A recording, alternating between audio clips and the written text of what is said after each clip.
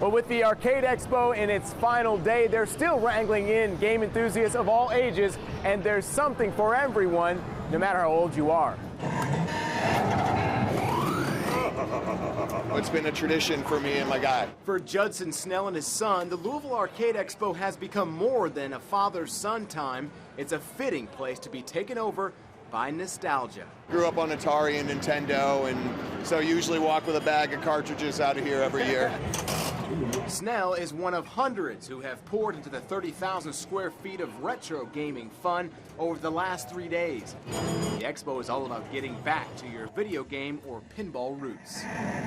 You know, it's about recapturing that magic that you felt when you were a little kid, and you know, it was the mid or late 80s, and you walked into an arcade and the lights were dim. Littered along the Ramada floor are more than 250 arcade and pinball games, including classic consoles like Sega and NES.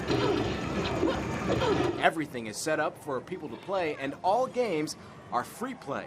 We want to make sure that there's a lot of machines, no wait times for people to have a good time and enjoy themselves. But the draw of the event is a sponsored pinball tournament where the winner takes home $1,500 in cash.